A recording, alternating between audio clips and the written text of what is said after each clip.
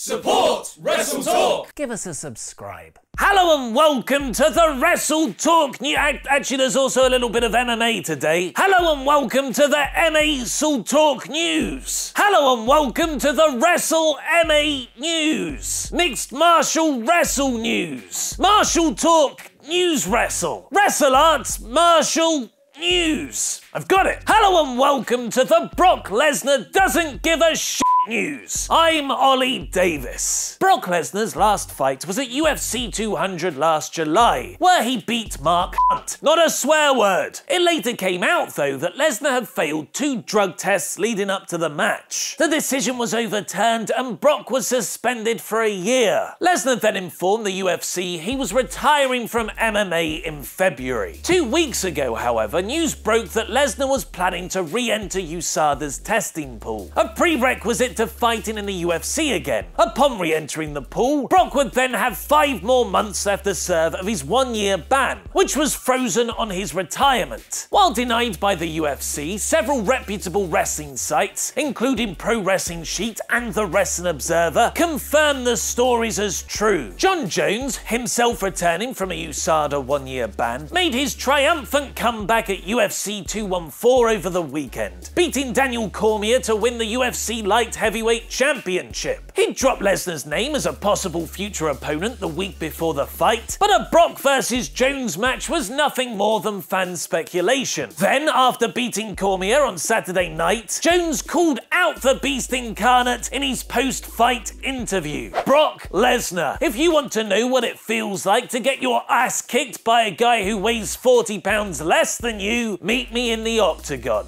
And then he dropped the mic, because damaging really expensive audio equipment is cool. Lesnar had previously said he'd fight Jones anytime, anywhere. And after Jones's latest call-out, he simply told the Associated Press, "Be careful what you wish for, young man." UFC President Dana White reminded everyone at the post-fight press conference it would take 6 months for Brock to even go through USADA to fight. It's fun to talk about, but the reality of it happening anytime soon, it's not a reality. If Brock re-entered the testing pool when reports first broke, the earliest he could fight again is December, but he is still under contract with WWE until WrestleMania 34, meaning he'd have to work out something with Vince McMahon to fight. With all the uncertainty over Lesnar's WWE status, this could be a sign he's dropping the title at SummerSlam to someone who can appear on Raw full-time. Someone eventually like John Cena. Cena currently holds free agent status in WWE, meaning he's available to appear on both brands. He's already started wrestling on Raw house shows, but so far has only turned up on SmackDown TV. But that soon could be about to change. Cena is now being advertised for Raw's first post-SummerSlam pay-per-view, No Mercy, on the 24th of September. John has been facing Bray Wyatt in his previous Raw house show appearances, but future live event advertisements might give a clue for his debut feud on Monday nights. The first ever John Cena vs Samoa Joe match is being advertised for Raw's 27th of August house show in Mississippi. It's the end of the month, so it's time to honour all of you who've donated to WrestleTalk's Patreon page with their very own Hall of Fame rings. So thank you, John Wick Chapter 2,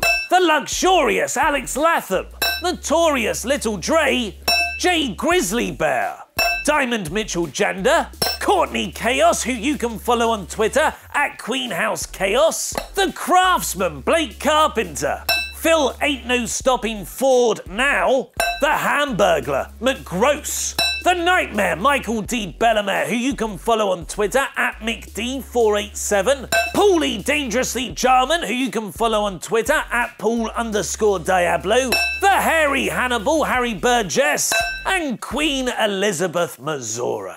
CM Punk has apparently had wrestling return talks. And what is the real reason Stone Cold Steve Austin left WWE in 2002? Click the videos to the left to find out more, press subscribe, and support WrestleTalk on Patreon. I've been Ollie Davis, and that was Wrestling with a Little Bit of MMA.